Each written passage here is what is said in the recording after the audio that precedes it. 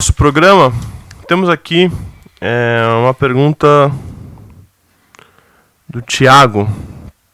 Ele diz assim: o texto de Hebreus 9, 24 ao 28 se cumpre entre a morte e a ressurreição de Jesus Cristo?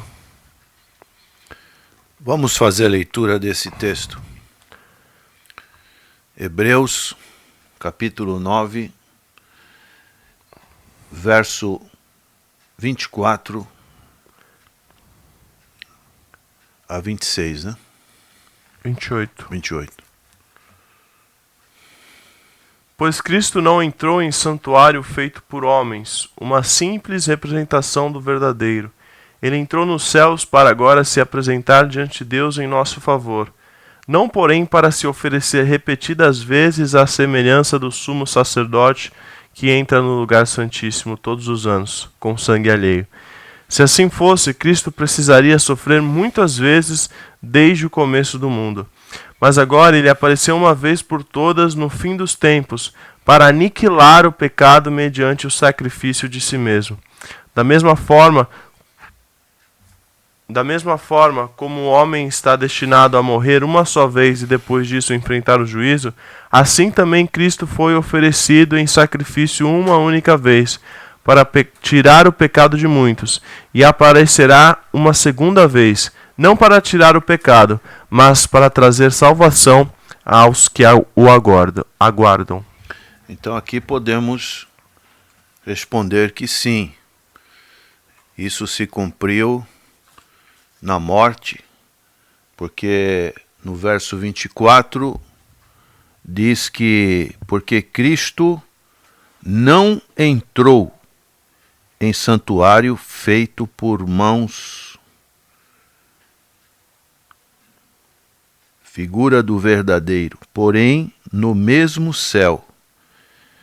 Então Cristo não entrou em lugares santos aqui na terra para ministrar, mas no próprio céu para nos representar. É o que podemos ver nesse verso 24, na parte B, para agora comparecer por nós perante a face de Deus. E nessa parte aqui, comparecer significa mostrar, significa também manifestar, significa declarar abertamente. Cristo agora nos representa. O verso 25, nem também para si mesmo se oferecer muitas vezes. Cristo não tem de se oferecer para morrer constantemente, como podemos ver na chamada Eucaristia da missa, que ali a Eucaristia representa a morte, novamente, do Senhor Jesus Cristo. Como isso era necessário no Antigo Testamento, sob a lei, conforme Levítico, capítulo 16. Sua morte já foi suficiente para todo pecado, para que todo pecado fosse vencido. É o que nos diz os versos 25 a 28 lido. E no verso 26, podemos também estar analisando de outra maneira: necessário lhe fora padecer muitas vezes, desde a fundação do mundo, mas agora, na consumação dos séculos, uma vez se manifestou para aniquilar o pecado pelo sacrifício de si mesmo. Então, esta palavra que nós encontramos, fundação do mundo, seria a queda do mundo que Lúcifer governou antes de Adão. E outra parte, consumação dos séculos, nós encontramos o fim de uma era e o começo de outra, para aniquilar o pecado pelo sacrifício de si mesmo.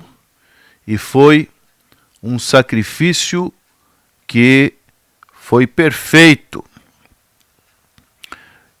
E no verso 27, um texto muito importante que costumamos repetir, que ao homem está ordenado morrer uma vez, vindo depois disso o juízo. Isso nos fala do compromisso inescapável do homem. Não tem outra alternativa. E a morte encerra nossa liberdade condicional. Nós estamos num momento em vida que temos essa liberdade de escolha, mas essa liberdade acaba, não existe reencarnação, não existe purgatório. E o verso 28, que é um verso de esperança, que assim também Cristo, oferecendo-se uma vez para tirar os pecados do mundo, ele aparecerá segunda vez sem pecado aos que o esperam para a salvação.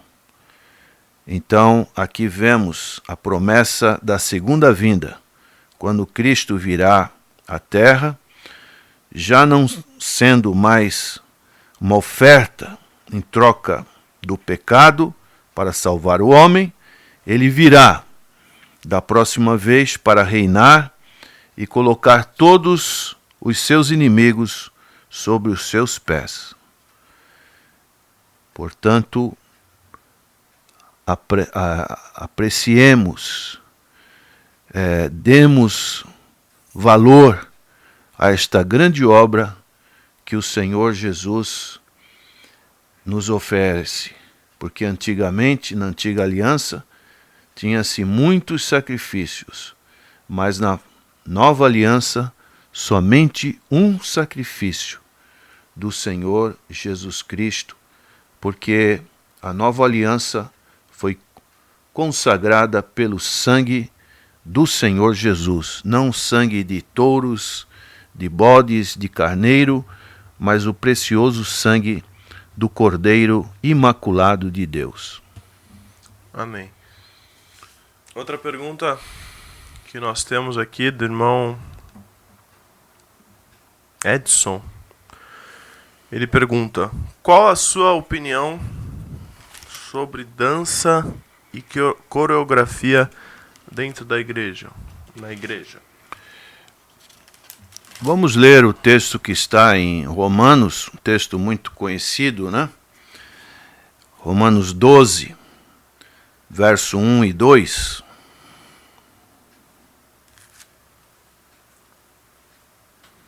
Portanto, irmão, rogo pelas misericórdias de Deus que se ofereçam em sacrifício vivo, santo e agradável a Deus. Este é o culto racional de vocês. Não se amoldem ao padrão deste mundo, mas transformem-se pela renovação da sua mente, para que sejam capazes de experimentar e comprovar a boa, agradável e perfeita vontade de Deus.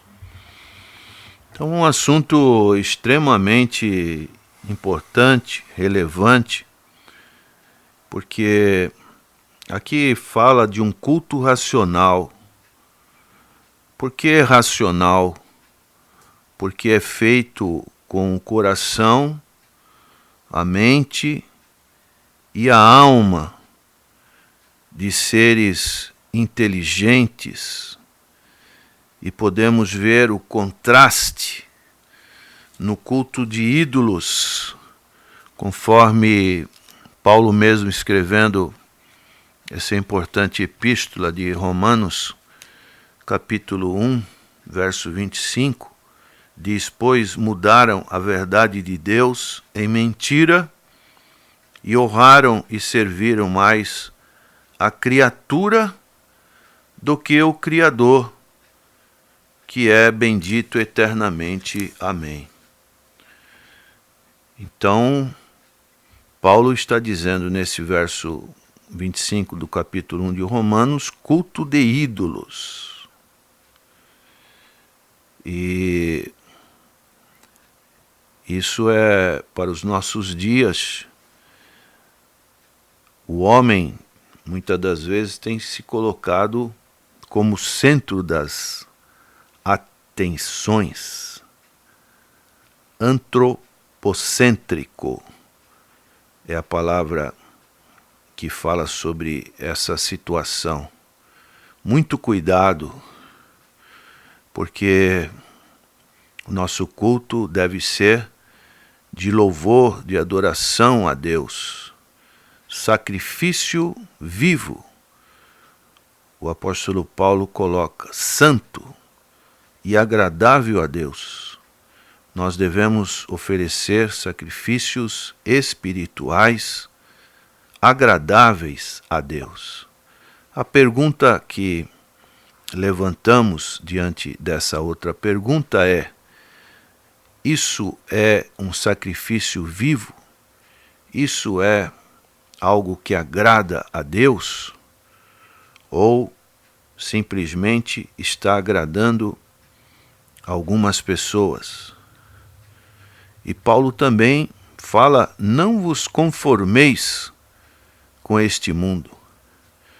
Uma pessoa que não conhece a Deus, quando adentra num ambiente onde essas danças, coreografias estão sendo utilizadas, pergunto qual a impressão que uma pessoa que não conhece a Deus vai ter.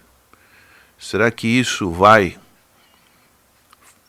trazer algum questionamento no seu interior em formas de mudança, em formas de o Espírito Santo prescrutar o seu coração para promover um convencimento de pecado, um arrependimento? Esse é o grande questionamento. Ou essa pessoa vai chegar à conclusão que naquele culto está sendo tudo como é no mundo. Então, o nosso culto, ele não deve ser um culto para agradar as pessoas, mas o nosso culto deve ser um culto que agrade a Deus, que tenha a aprovação de Deus, que tenha conformidade com a sua palavra. Aí alguém pode dizer: mas Miriam, quando passou lá pelo Mar Vermelho, ela pegou seus tamborins e dançou e tal. Davi também dançou. Então, utilizam-se dessas passagens para introduzir isso ao culto.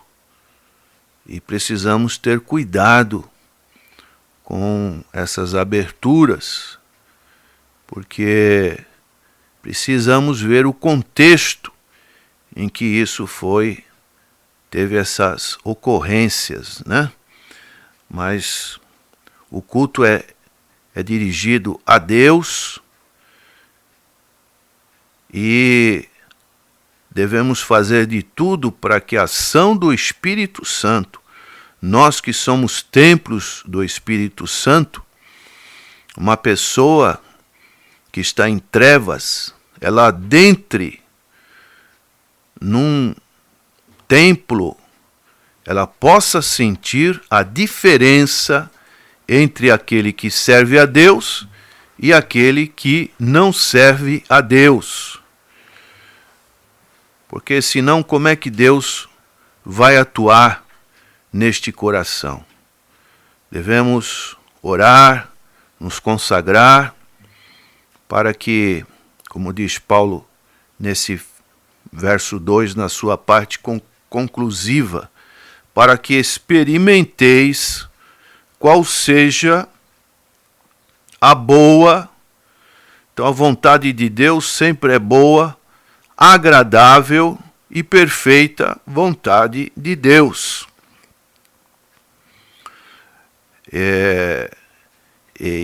Esse deve ser o nosso objetivo. Será que o que estou fazendo é bom?